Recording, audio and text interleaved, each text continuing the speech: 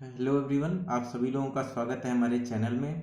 तो देखिए, हम लोग बात करने वाले हैं बीएड में सेमेस्टर फर्स्ट में जो पेपर 2 है हमारा, जिसका नाम है शिक्षा के सामाजिक परिप्रेक्ष्य। ठीक है, इसको इंग्लिश में हम लोग कहते हैं सोशियोलॉजिकल पर्सपेक्टिव ऑफ एजुकेशन। तो आप सभी लोगों के एग्जाम होने वाले हैं, तो कुछ आप लोगों को इसके कंटेंट के बारे में मैं बता देता हूँ कि क्या इसका सिलेबस है। और इसका आज हम लोग पहला चैप्टर जो है वो पूरा कंप्लीट पढ़ेंगे और हम लोग देखेंगे कि किस तरीके से नोट्स इसके बनाए जाते हैं और आप सब लोग किस तरीके से इससे पढ़ सकते हैं। तो सबसे पहले हम लोग बात करने वाले हैं कि इसके अंदर है क्या। तो देखिए, इसमें यूनिट फर्स्ट हमें दी गई है। यूनिट फर्स्ट का जो पहला चैप्टर है वो दिया गया है समाजशास्त्र, अर्थ व स्वरूप पद्धतियां इसकी क्या क्या है। यानी जो सामाजिक परिप्रेक्ष्य है उसमें हमारा सबसे पहला चैप्टर जो है वो समाजशास्त्र दिया गया है, यानी सोशियोलॉजी, मीनिंग एंड नेचर, इसके बारे में बताना है। दूसरा चैप्टर हमारा जो दिया गया है वो शैक्षिक समाजशास्त्र व शिक्षा के समाजशास्त्र में क्या अंतर है, इसके बारे में हमें बताना है। Differences between educational sociology and sociology of education के बारे में बताना है। थर्ड चैप्टर जो हमारा दिया गया है वो है नवीन सामाजिक व्यवस्था, यानी न्यू सोशल ऑर्डर क्या है। फोर्थ चैप्टर अगर बात करें, यूनिट फर्स्ट में ही ये सारे चैप्टर हैं। देखिए, जो भी पेपर बनेगा तो यूनिट फर्स्ट से जितने नंबर का आएगा उतना ही यूनिट सेकंड से, उतने ही यूनिट थर्ड से और उतने ही यूनिट फोर्थ से आप लोगों को नंबर मिलेंगे। तो आप लोगों को हर एक यूनिट में मेन मेन टर्म जो है वो पढ़ने बहुत जरूरी है। यहाँ पर हम लोग बात करते हैं जरा, जब हम लोग बात करेंगे यहाँ पर फोर्थ की, तो यहाँ लिखा है भारत में सामाजिक विविधता। ठीक है, फिफ्थ चैप्टर है शांतिपूर्ण व सामूहिक जीवन हेतु बहुसांस्कृतिक समाज में विविधता में एकता स्थापित करना। चैप्टर 6 जो है वो धर्मनिरपेक्षता एवं शिक्षा है हमारी। और चैप्टर 7 आर्थिक विकास के साधन के रूप में शिक्षा है। आठवां चैप्टर जो है वो सामाजिक एवं सांस्कृतिक परिवर्तन। तो 8 चैप्टर हम लोगों को यूनिट 1 में पढ़ने हैं। इसको बहुत ही छोटे ढंग से हम लोग पढ़ेंगे। और यूनिट सेकंड की अगर हम लोग बात करें तो यूनिट सेकंड के अंदर हमारे 3 चैप्टर दिए जाते हैं। सबसे पहला लिखा है भारत में शिक्षा के संवैधानिक आधार क्या क्या है। चैप्टर 10 की बात करते हैं स्वतंत्रता, न्याय, समानता आदि के संदर्भ में शिक्षा। 11th की बात करते हैं तो शिक्षा एवं जनतंत्र। और देखिए, यूनिट थर्ड में बात करें तो इसमें भी हमारे 3 चैप्टर दिए गए हैं। 12 चैप्टर लिखा है शैक्षिक अवसरों की समानता। 13 चैप्टर लिखा है शिक्षा के सार्वभौमिकरण की राह में बाधक तत्व। और 14 नंबर चैप्टर जो है वो विद्यालय को समाज से जोड़ने में शिक्षक की क्या भूमिका है। ठीक है, अगर आप लोग चाहें तो नोट्स भी साथ में बना सकते हैं। फिर देखिए, यूनिट फोर्थ और हमारी लास्ट यूनिट जो आ जाती है उसके बारे में हम लोग बात करते हैं। तो फोर्थ और जो लास्ट यूनिट दी गई है इसके अंदर हम लोगों को 7 चैप्टर देखने के लिए मिल जाते हैं। सबसे पहला चैप्टर जो है वो शिक्षा का अधिकार अधिनियम 2009, ये हमारे सामने दिया गया है। 16 में दिया गया है सर्व शिक्षा अभियान। 17 में दिया गया है राष्ट्रीय साक्षरता मिशन। 18 में मिड डे मील मध्याह्न भोजन योजना। 19 में कॉमन स्कूल पद्धति। 20 में कस्तूरबा गांधी बालिका विद्यालय। और 21 में आश्रम पद्धति विद्यालय। तो देखिए, इतना जो हमारा सिलेबस है, यानी 4 यूनिट में हमारा जो सिलेबस बटा हुआ है, इसे हम लोगों को पढ़ना है। तो आज हम लोग बात करने वाले हैं अपने सबसे यूनिट 1 के सबसे पहले चैप्टर में, जिसका नाम है समाजशास्त्र, अर्थ व स्वरूप पद्धतियां, सोशियोलॉजी, मीनिंग एंड नेचर। तो चलिए देखते हैं इस चैप्टर में क्या क्या हमें पढ़ने लायक है, किस तरीके से इसके अंदर क्वेश्चन बनते हैं। तो आइए देखते हैं। तो हमारा पहला चैप्टर हमारे सामने है। यहाँ पर सबसे पहले हम लोग बात करते हैं समाजशास्त्र, यानी सोशियोलॉजी होता क्या है। और उससे भी पहले हम लोग बात करेंगे कि जो सोशियोलॉजी था उसका आविष्कार किसने किया था। तो जो सोशियोलॉजी का आविष्कार है वो अगस्त कॉम्टे ने किया था। अगर आप लोग इससे पहले भी एग्जाम दिए हैं या ऑब्जेक्टिव होंगे तो आप लोग देखेंगे ये क्वेश्चन 7 से 8 बार पूछा जा चुका है। इस बार हम लोगों का डिस्क्रिप्टिव एग्जाम होना है सभी लोगों का।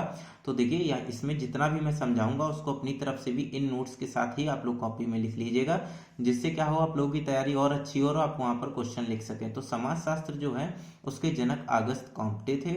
ठीक है, और इन्होंने 1837 में फ्रांस में सोशियोलॉजी का आविष्कार किया। इन्होंने क्या किया, इन्होंने सोशियोलॉजी के बारे में बताया कि ये एक ऐसा सब्जेक्ट है या विषय है जिसमें व्यक्ति एवं समाज, पर्सन एवं सोसाइटी के मध्य रिलेशंस के बारे में हम लोग वैज्ञानिक विधि के द्वारा अध्ययन करते हैं। तो जब पहले इन्होंने ये बात कही, हालांकि इन्होंने इसके बारे में खोजा, बताया कि एक ऐसा विषय है जिसमें हम लोग व्यक्ति और समाज, इनके मध्य जो है संबंधों का अध्ययन के बारे में बताया गया, कि इनके मध्य रिलेशन के बारे में हम लोग जानते हैं। और वो भी किस तरीके से अध्ययन करते हैं, तो वैज्ञानिक विधि द्वारा इसका अध्ययन किया जाता है। तो सबसे पहले तो लोगों ने इसे वैज्ञानिक मत देने से ही मना कर दिया। उसके बाद में जैसे जैसे समय बीता, देखिए कहाँ 1837 में ही इन्होंने सोशियोलॉजी के बारे में बता दिया था, और समय बीतने के साथ में 1976 में हर्बर्ट स्पेंसर एक जो थे वो हमारे फिलोसफर आए, और उन्होंने एक पुस्तक लिखी समाजशास्त्र के सिद्धांत।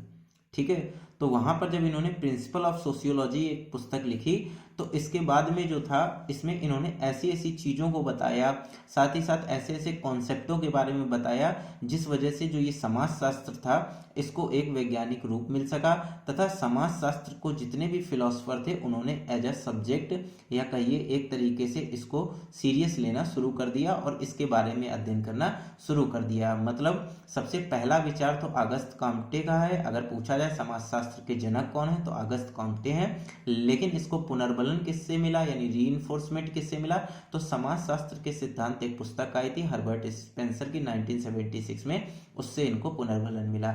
अब देखिए यहाँ पर सोशियोलॉजी जो है शब्द वो हमारा दो शब्दों से मिलकर के बना है। सबसे पहला है सोशियस और दूसरा जो शब्द है वो हमारा लोगस शब्द है।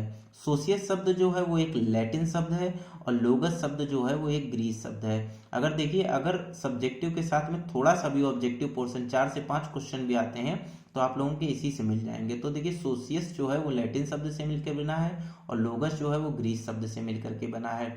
और इसका अगर संक्षेप में अर्थ बात करें तो समाज का शास्त्र या विज्ञान जो है वो इसका संक्षेप में अर्थ होता है।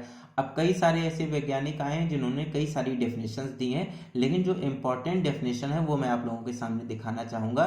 सबसे पहली डेफिनेशन जो है वो मैकाइवर व पेज की डेफिनेशन है।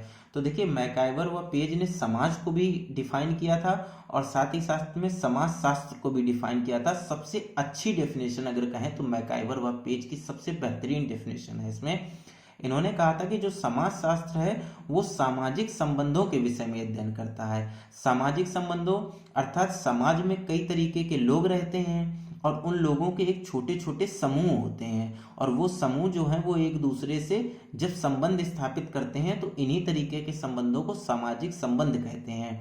और इन सामाजिक संबंधों के विषय में जब हम लोग अध्ययन कर लेंगे तो इसी अध्ययन को समाजशास्त्र कहलाते हैं। यानी सामाजिक संबंधों के अंदर समूह आ गए, समूह के अंदर व्यक्ति आ गए, यानी हमने एक तरीके से जब समाजशास्त्र को पढ़ा तो व्यक्तियों के जीवन के साथ साथ उनके समूहों का भी अध्ययन किया और साथ में उनके सामाजिक जो संबंध थे यानी सोशल रिलेशंस जो थे उनके बारे में भी जान लिया।